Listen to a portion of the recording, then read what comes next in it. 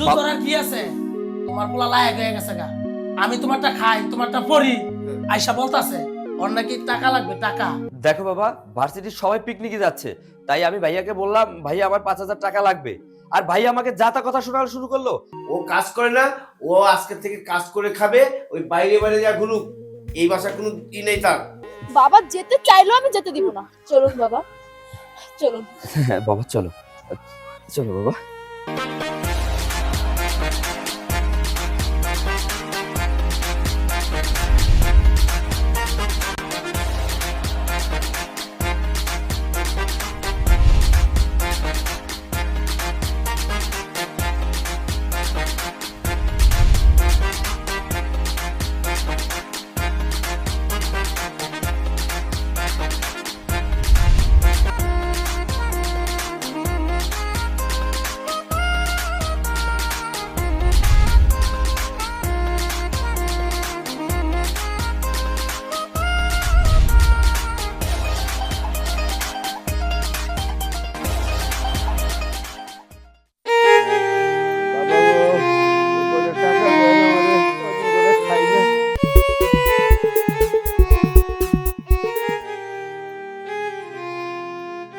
এই শাড়িটা অনেক সুন্দর না?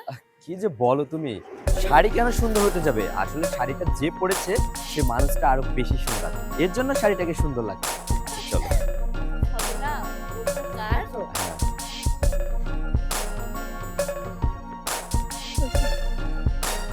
চলো তো, ওনার মনে হয় সাহায্য প্রয়োজন, আমরা ওনার কাছে যাই।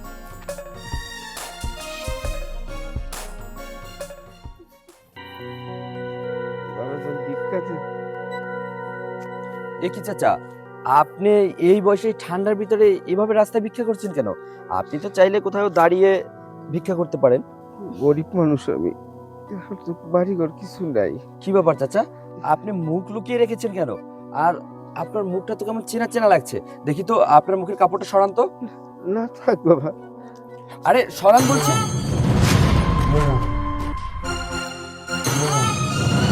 দেখি বাবা, তুমি? বাবা মানে? সাব্বির, তোমার কি কিছু হয়েছে বেবি? মানে তোমার মাথা ব্যথা করছে? তুমি কি আবল তাবল কথা বলতেছো? তোমার বাবা কিভাবে হবে? তুমি না বলেছিলে তুমি অনাথ, তোমার পরিবারে তুমি ছাড়া কেউ নেই, তাহলে তুমি ওনাকে বাবা কেন ডাকছো? ও আচ্ছা, বুঝতে পেরেছি। ওই যে কালকে রাতে তুমি তোমার বাবাকে নিয়ে একটা স্বপ্ন দেখেছিলে, আর তাছাড়া উনি তো তোমার বাবার বয়সী একজন লোক, এই জন্য মনে হয় ওনাকে দেখার পরে তোমার তোমার বাবার কথা মনে পড়েছে, আরে তাই না? চুপ করো তুমি। ওনাকে দেখার পরে আমার কোনো বাবার কথা মনে পড়েনি, উনিই আমার বাবা। আচ্ছা বাবা, তোমার এই অবস্থা কেন? আর ভাইয়া ভাবি কোথায়? আমার আর কি অবস্থা, আমি অক্ষম মানুষ। আমি আজকে ভিক্ষুক, রাস্তা রাস্তায় ঘুরে ঘুরে টেকে তারপর পেট পেট ভরি। আমার কোনো বাড়ি করে নাই। তোর ভাইয়া ভাবি, আরে তাকে কাছে তো আমি অক্ষম, কমজোরি, ভিক্ষুক, কামাইতে পারি না। তাদের খবর আমি কেমনে জানো? আমি তো রাস্তায় রাস্তায় ঘুরি, ভিক্ষুক। আমি যখন কামাইতে পারতাম, আমার 2 তলা বাড়ি আসলো, সব কিছু আসলো, তখন আমি ভালো আসলাম, অক্ষম আসলাম না, কমজোরি আসলাম না, কারো বোঝা হয়ে আসলাম না। আর এখন আমি বোঝা হয়েছি। আমার আমার 2টা হাত, 2টা ছেলে আসলো, 2টা হাত, 2টা শক্ত হাত ছিল। আর আমি যখন ওই 2টা শক্তির মধ্যে একটা হাত দিয়ে আমি পাড়ায় দিলাম, তখন থেকে আমি পঙ্গু অক্ষম হয়ে গেলাম। আর আরেকটা হাত আমার বাইক করে ছিল। আর সেই বাইক থেকে আজকে আমি রাস্তা রাস্তায় থাকি, ভিক্ষা করে খাই। আমি কই যাবো? আমার তো বাস কর নাই। বাবা, এসব কথা বাদ দাও, তুমি সত্যি করে বলো তোমার কি হয়েছে আর এই পরিণতি কেন হলো? ভাবি, ভাবি, তুমি এখানে? আমি তো তোমাকে খুঁজছিলাম। ওই, ভাবি আমার না 5,000 টাকা লাগবে। কি? এই টাকা টাকা কি আমি ছাপাই যে যখন তখন টাকা চাইলে পাওয়া যায়?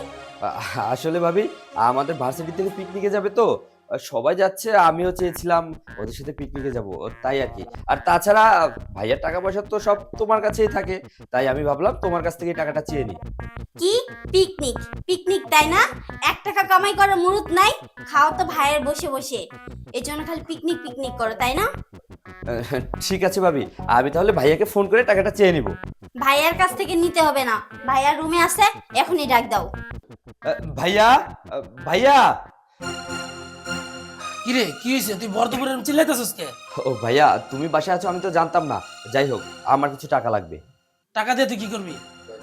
ভাইয়া, ওই যে ভার্সিটি থেকে পিকনিকে যাবে তো সবাই, তাই আমিও যাব। 5,000 টাকা দিলেই চলবে। এই পিকনিকে যাবি, আইসা আমি কি তোর জন্য টাকা কামাই করে রাখছি? একটা চাকরি বাকরি নেই, কিচ্ছু নাই, কিচ্ছু তুই করস না। তোর জন্য কি আমি টাকা ডয়ারে রাখে দেই যে ডয়ার থেকে টান দিমু আর তোরে দিমু? ভাইয়া, তুমি আমার সাথে এভাবে কথা বলছো কেন? তা তোর সাথে কি বলবো? কি আজকে তোরা বসে বসে খাইতে চাস? দেখো ভাইয়া, তুমিও কিন্তু বাবার টাকা দিয়ে চাকরি করছো, বাবার টাকা ঘুষ দিয়ে চাকরি নিয়েছো। ও টাকা কি আমার অধিকার ছিল না? আর তাছাড়া আমি শুধু তোমার কামাই খাই না, আমি এখনো বাবার কাছে থাকি, বাবার ঘরে থাকি। আচ্ছা ঠিক আছে, তুই যখন বাবার কামাই খাস, আমি বাবার এটা কি? বাবা, বাবা। কিরে কি ব্যাপার, তোরা এমন ভাবে চিল্লাচিল্লি করছিস দুই ভাই, মনে হয় সারা জাহান যুদ্ধ লাগাবি। আচ্ছা এরকম আর কতদিন? হ্যাঁ, কি হচ্ছে? যুদ্ধ আর কি আছে? তোমার পোলা লায়ক হয়ে গেছে গা। আমি তোমারটা খাই, তোমারটা পরি। আয়সা বলতাছে ওর নাকি টাকা লাগবে, টাকা। টাকা? হ্যাঁ। দেখো বাবা, ভার্সিটির সবাই পিকনিকে যাচ্ছে, তাই আমি ভাইয়াকে বললাম ভাইয়া আমার 5,000 টাকা লাগবে। আর ভাই আমাকে যা তা কথা শোনানো শুরু করলো, আমি নাকি ভাইয়ের ঘাড়ের উপর বসে খাই, ভাইয়ের টাকা নষ্ট করি। ঠিকই তো বলেছে তোর ভাই। তোর ভাই খারাপ কি বলেছে? তুই তো কোনো কাজ করিস না, হ্যাঁ?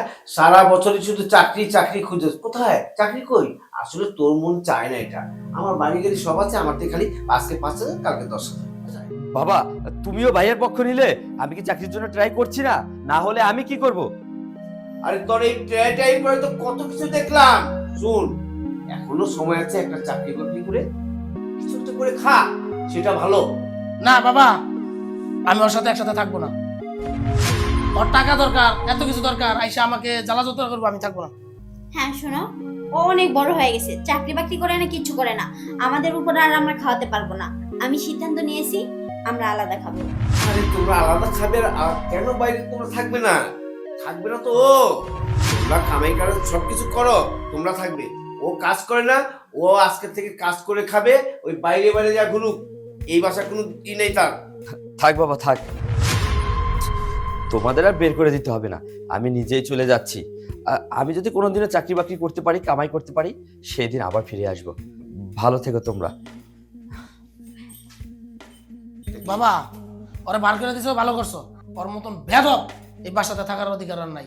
তুই বাবা ঠিকই বলেছিস, ছেলে তো তুই আমার বড়টা, ওই ছোটটার বাপ। হ্যালো, ওরা কেন? তুই যা, তোরে আমি ভালো হইছে। বাবা বিশ্বাস কর, আমি কোনো ভুল করি নাই, আমি বৌমারে কিচ্ছু বলি নাই, সব মিথ্যা কথা বাবা। চুপ, আরেকটা কথা বলবি না। তোর মুখ থেকে আমি একটা কথা শুনতে চাই না। বাবারে বিশ্বাস কর, আমি তোর বাপ, তুই আমার ছেলে, এটা হলো বৌমা। আমি শুধু একটা কথা বলছি, মারে ঘরের ময়লা থাকলে ফায়া দাও, তা না হইলে অলক্ষী হয়।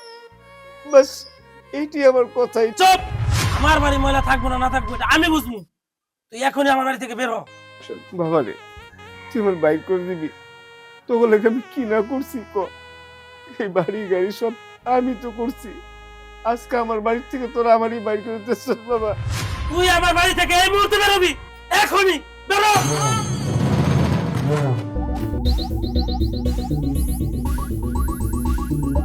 চলো ঘরে যাই, আপদটা বিদায় করছি।